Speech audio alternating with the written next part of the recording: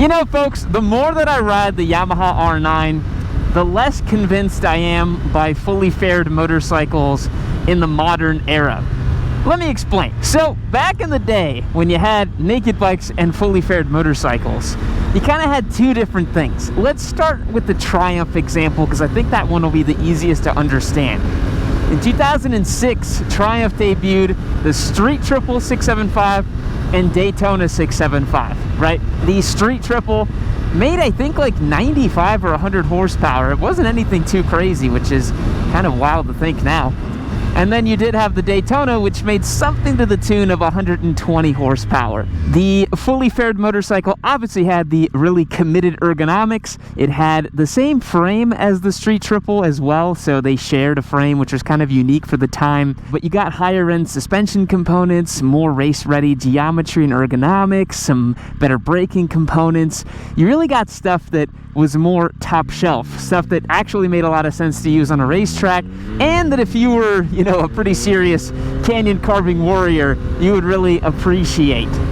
The thing is, in the last 20 years or so, naked bikes have, in my opinion, not only caught up, but kind of surpassed the old 600s. If you were to take a modern Triumph Street Triple 765 RS versus, I don't know, a brand new Gixxer 600, the Street Triple basically beats it everywhere.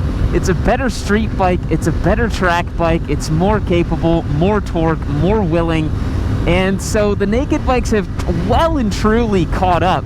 And that's because it was a category that received developments and updates over the last 20 years.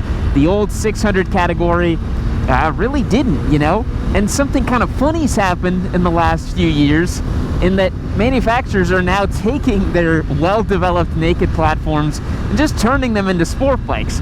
Key among them, this Yamaha R9. Now, this bike is very different from an MT-09 in my opinion. The frame is bespoke, it's stiffer longitudinally to keep up with braking forces on a racetrack, it's got the cool plastics and all of that. To me, it's different enough. But honestly, I spent a lot of time riding the MT-09 on road, the old SP version, the 23, and I've been spending a lot of time riding this R9 on road. And I gotta be honest, I don't really find a big performance delta on street and maybe even on track. And that's a strange spot to be in. You know, even though this bike does have quite a few bespoke components, it has really good brakes now from the factory as well, this isn't enough of a difference over its naked counterpart to warrant getting it, to be honest. All you really get with this motorcycle is more uncomfortable ergonomics and the fully faired plastics on the bike, which for some people is really important. They want the vibe of a fully faired bike, and I totally get that. But when you ship it with the motor that's virtually unchanged from the naked bike, it loses a bit of that special feeling.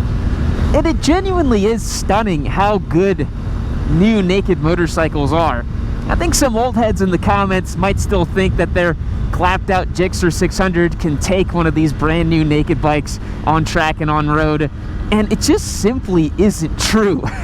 A new MT-09 SP or a Triumph Street Triple 765 RS are so wildly capable out of the box. I had the chance to track test the Street Triple 765 RS and the new Panigale V2S as well on track, and these bikes are just, they're so sublime, they're so good, and they make power and torque virtually everywhere.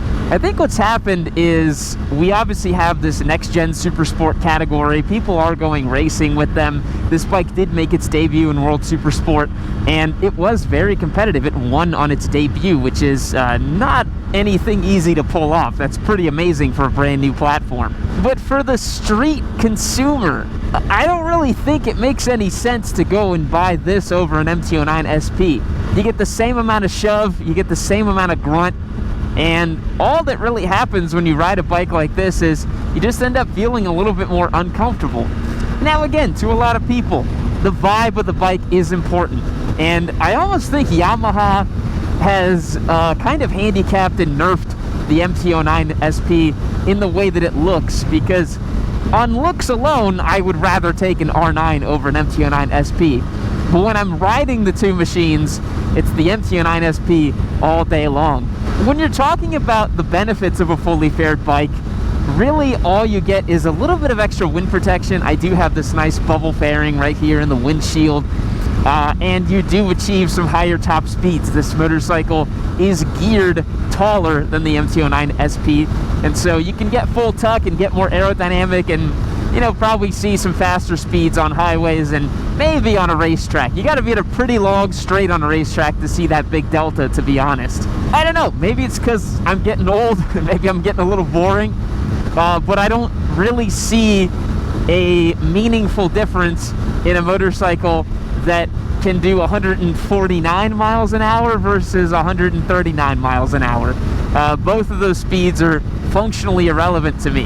Where it really matters is, you know, cruising down the highway, cruising on your favorite back roads, and both the MT09 SP and the R9 functionally do the same thing.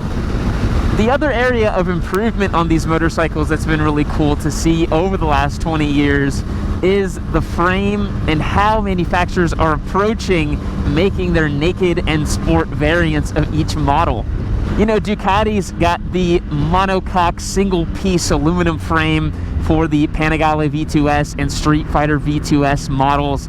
It was a ground-up design to make the motorcycle easy, light, simple to handle, and shares some of the philosophy from the old Panigale and other sport-going Ducati models. It's not a steel trellis frame. This is why I often talk about bikes like the Z900 feeling very last generation, very out of date, because although the specs on paper for a motorcycle like that do seem pretty good, the frame is not race-derived or with intentions for being on a racetrack. It's a very heavy tubular steel frame, and then you also have a big lump of an engine that just makes a lot of torque and power, but is very old school in its setup and delivery, and ultimately weighs 470 pounds or something like that.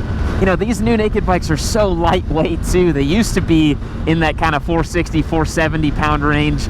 I mean, new Street Fighter V2S probably under 400 pounds with 120 horsepower and 69 foot-pounds of torque. MT09 SP tips the scales right at about 420 something. Street Triple RS, same story. I mean, that's super impressive that they're so lightweight and still producing plenty of punch and power. I am a little disappointed that the new bikes don't get their own bespoke engines. I would have really loved to have seen Yamaha ship this MT09 with a different set of cams or a little bit of a different tuning or something different, because even Triumph did that with the Daytona 660 versus Trident 660. They made the Daytona 660 a little bit more hopped up. They gave it about 10 extra ponies, but the frame and the bones of the bike still originated from a naked bike.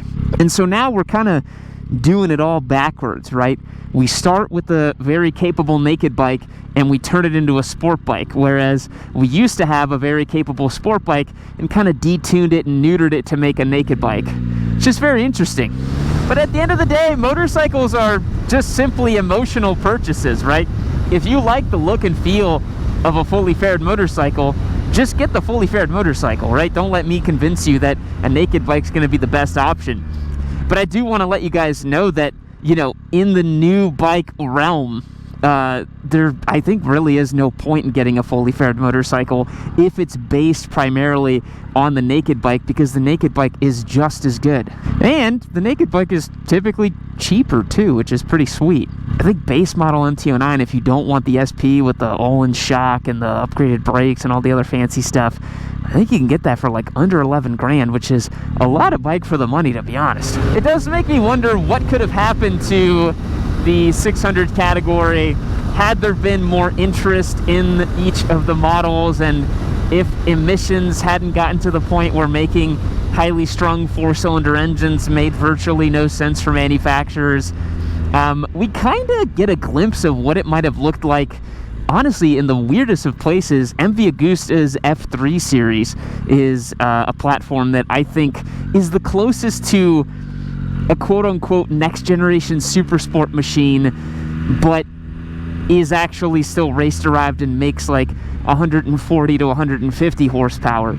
I think for a lot of us degens who want to go fast on track, that really is the butter zone, man. Like, for me, the MV Agusta F3 was the closest thing to a perfect track street motorcycle that I've ever tested, but I could never pull the trigger because it's an MV Agusta. I'm not even going to mess around with trying to own an MV Agusta. But Lord, if Triumph comes out with a proper race-derived 800 category Daytona for the next gen Supersport category, sign me up, baby. Come on. But it can't have a naked bike engine in it. You can't give me the 765 motor and have it only rev to like 12,000. You gotta make it rev to like 14.5 or 15. You gotta give me 150 horsepower if we're talking an 800 or a 750 category bike. And then, you know, I come full circle and I'm like, well, Yam, the Gixxer 750's been waiting for you this whole time, man. It's been there, unchanged, analog. Maybe they have a point, boys. Maybe they have a point. But yeah, boys, in short, the new naked category is so good. The new middleweight stuff. I mean, any of the ones we ranked highly in our videos, you can't go wrong with any of those machines. And I don't know, I don't really think fully faired bikes are really at a point where it makes sense. The only place I do think it makes sense is if you want absolute ballistic squid missile potential. Yeah, the top shelf leader bike stuff is what's gonna get you done there. If you got that itch that only 200 plus horsepower will satisfy, get a brand new Panigale V4S. You will not be disappointed. That is a fantastic machine. But all that being said, boys, thanks so much for checking out today's video. Of course, this Yamaha R9 that I've been cruising around on today is a giveaway bike over on YamiNoob.co. Head over to the website, the link down below. Support the show, get entered to win. We've given away a ton of motorcycles, and we have no plans on stopping. Thanks so much for checking out today's video. I truly appreciate it. We'll catch you in the next one. See you later.